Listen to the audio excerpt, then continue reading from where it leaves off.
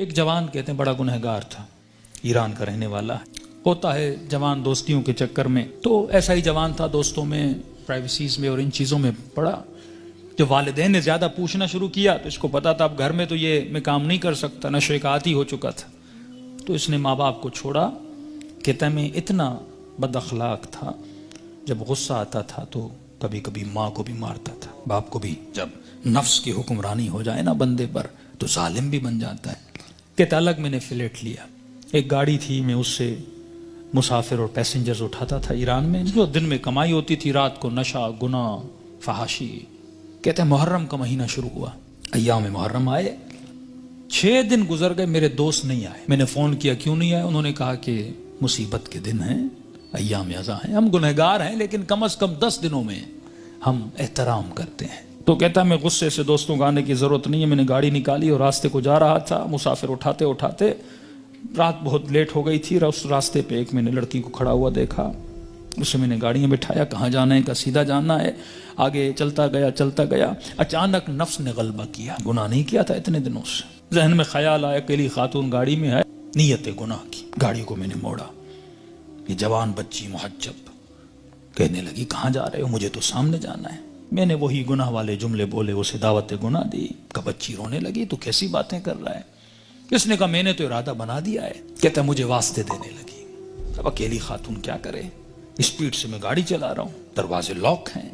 کہتا مجھے واسطے دینے لگی، ظاہر ہے ایران تو مطلب دونوں شیعہ ہیں نا۔ کہنے لگی تجھے حسین کا واسطہ، تجھے مولا علی کا واسطہ، تجھے امام زمانہ کا واسطہ، ایرانی حضرت عباس کا بڑا احترام کرتے ہیں، تجھے ابو الفضل کا واسطہ۔ کہتا میں نے کچھ بھی نہیں سنا، میں نے کہا یہ چھوڑ دو عقیدے کی باتیں، فلاں کا واسطہ، فلاں کا واسطہ، کس نے دیکھا ہے۔ کہتے آخر میں اس نے ایک جملہ کہا جس سے میرا وجود کانپ گیا۔ کہا تجھے نہیں پتا میں کون ہوں؟ کہا میں سمجھا بولے گی فلاں پولیس والے کی بیٹی ہوں، فلاں افسر کی بیٹی ہوں، یہ ہو وہ ہوں۔ میں نے کہا کون ہوں؟ کہا میں سید زادی ہوں، تجھے واسطہ میری دادی زہرا کا، میرا ادب نہیں کرتا، میری دادی کا ادب کر۔ کہتے پتا نہیں ایسا کیا ہوا۔ میں نے گاڑی روک لی، میں نے کہا کہاں جانا ہے؟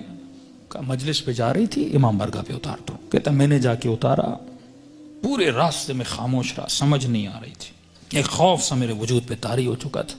کہتا یہ خاتون گاڑی سے اتری اور جب جانے لگی تو مجھے کہنے لگی کہ اے جواں میں مجلس میں جا رہی ہوں، تیرے لیے دعا کروں گی، تو گناہ کرنے پہ آتا تجھے کون روکتا، میں اپنی دادی زہرا سے تیری سفارش کروں گی۔ میں نے سارے واسطے دیے تو روکا نہیں، لیکن جب تم نے میری دادی کا نام سنا تو رک گیا۔ اہل بیت فرماتے ہم بڑا احترام کرتے ہیں اس بندے کا جو ہماری دادی کا احترام کرے۔ یہ جوان کہتا ہے میرے وجود میں گویا ایک انقلاب سے، ایک عجیب سی سچویشن تھی، بس دل کر رہا تھا میں روں۔ کہتا جہاں میں نے اس کو اتارا تھا وہ میرا محلہ تھا، میرے ماں باپ کا گھر تھا، کئی عرصے سے میں آیا نہیں ان کو دیکھنے کے لیے۔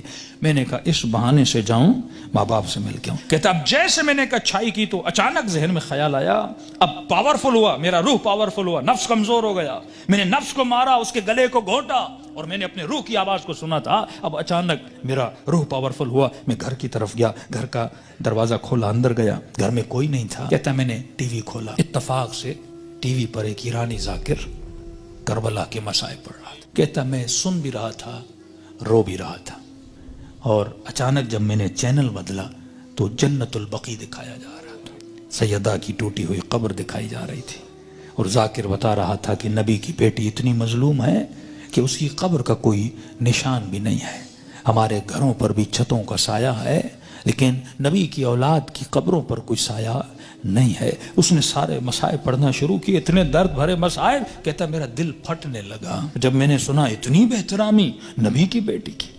تو کہنے لگا سیدہ میں اتنا بڑا گنہگار ہوں لیکن میں نے آپ کی بیٹی کا احترام کیا، ایسے تھے جنہوں نے نبی کی بیٹی کا احترام نہیں کیا۔ کہتا اب جب رونے لگا تو مجھے اپنے گناہ، اپنی خطائیں، اپنی بدکاریاں سب یاد آنے لگی، جتنی میری اندر کی کثافتیں تھیں گویا کسی نے سامنے لا کر کھڑی کر دی تھی۔ اب میں رو بھی رہا تھا، اللہ سے معافیہ بھی مانگ رہا تھا، اتنے میں میری ماں گھر آئی، جس ماں کو مارتا تھا۔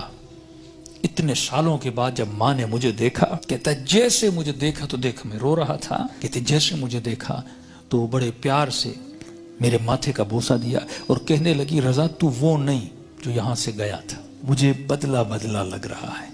تو میں نے رو کر کہا کہ اماں مجھے سیدہ نے بدل دیا۔ کہتے معافی مانگنے لگا، ہاتھوں کا بوسہ لیا، ماں کے قدموں پہ گرا کہ اماں مجھے معاف کرنا، میں بہت برا تھا۔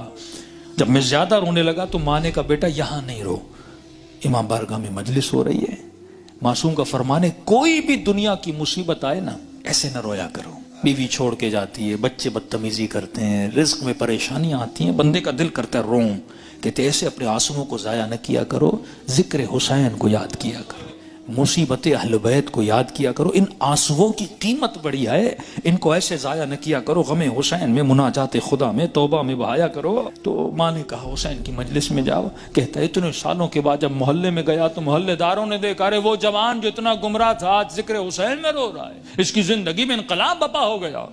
کہا کہ جب سے گیا، اس کی ماں کہتی ہے یہ خادم بن گیا حسین کا، یہ عزاداروں کے برتن دھوتا، کبھی جوتیاں بناتا، کبھی وہاں پہ ان کے لیے چائے رکھتا، دن رات خدمت کر رہا ہے کہ پورے محلے نے گواہی دی کہ یہ اس سے سچا عزادار ہم نے دیکھا نہیں ہے۔ کہتے ہیں 1-2 مہینے گزرے، ایک قافلہ بنا کربلا جانے کے لیے، تو لہٰذا اس قافلے سالار جو تھا، مسجد کا ہیڈ بھی تھا، پریزیڈنٹ بھی تھا، اس نے اسے بلایا کہ رضا ادھر آ، ایک جوان کو ہمارے ساتھ چلنا تھا جو ہیلپر تھا لیکن وہ بیمار ہو گیا ہے، میں اتنے دنوں سے سوچ رہا تھا کسے لے کر جاؤں اس کی جگہ پر، اچانک ذہن میں خیال آیا تجھ جیسا نیک جوان ہے، اسے لے جاؤں حسین کی زیارت پہ۔ کہتا جیسے میں نے سنا میں رونے لگا، میں نے کہا مولا حسین کچھ دن نہیں ہوئے آپ کے قافلے میں آیا ہوں، اتنی جلدی آپ نے مجھے اپنی زیارت پہ بلا لیا۔ کہا مولا حسین کی زیارت کی، توبہ کی، واپس آیا، پھر ایک قافلہ حج کے لیے نکلا۔ کہ رضا قافلے والے اور محلے والے بول رہے ہیں جب تک یہ جوان چلے گا تو ہم چلیں گے، کیونکہ ہم نے اس سے اچھا خادم نہیں دیکھا، اس سے اچھا محبت کرنے والا نہیں دیکھا۔ کہ تب تو پاؤں سے زمین نکل گئی کہ سیدہ اپنے بیٹے کی زیارت بھی کروائی، اب اپنے جنت البقیع بھی مجھے بلا لیا۔ کہ اتنا بڑا شرف مجھے ملا، گویا زندگی بہار بن چکی تھی جب سب کچھ کر کے واپس آیا۔ اس کے محلے کا ایک نیک متقی پرہیزگار تاجر تھا، بزنس مین تھا، وہ اس کے باپ سے ملا، کہنے لگا کہ میں اتنے دنوں سے دیکھ رہا ہوں ایک جوان میں اتنا انقلاب آ جائے، مجھے سمجھ نہیں آ رہا، مطلب یہ ارادے کا اتنا مضبوط ہے، یہ اور بن چکا ہے، میں چاہتا ہوں کہ اپنی بیٹی کا رشتہ اس سے کرواؤں۔ اس نے کہا کہ میں اپنے بیٹے کی گارنٹی نہیں دیتا، تجھے پتا ہے 4 مہینے پہلے کیا تھا اب کیا ہے، بات کرنی اس سے جا کر خود کر۔ اس کے پاس ہے، کہنے لگا رضا اپنی بیٹی دینا چاہتا ہوں لیکن ایک وعدہ دو۔ کہ کون سا وعدہ؟ کہ وعدہ یہ دو کہ پھر حسین کو چھوڑو گے نہیں، یہ دروازہ چھوڑ کے جاؤ گے نہیں۔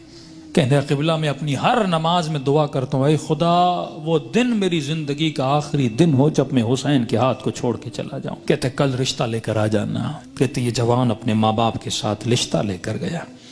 جب اس کے گھر میں داخل ہو، ایران میں رسم ہے جس بچی کا رشتہ دینے جاتے ہیں وہ چائے لے کر آتی ہے، وہ بچی چائے لے کر آئی، جیسے اس جوان نے کپ اٹھایا اس بچی کی نگاہ اس کے چہرے پر پڑی، کہتے ہیں ہاتھ سے وہ ٹریل گرا اور چیخ مار کے بے ہوش ہو گئی، کمرے میں لے گئے، بڑی دیر کے بعد ہوش میں آئی، اور جیسے ہوش میں آئی زار و قطع رونے لگی، اور اس کی زباں پر بس ایک ہی نام تھا، یا فاطمہ الزہرا، یا فاطمہ الزہرا۔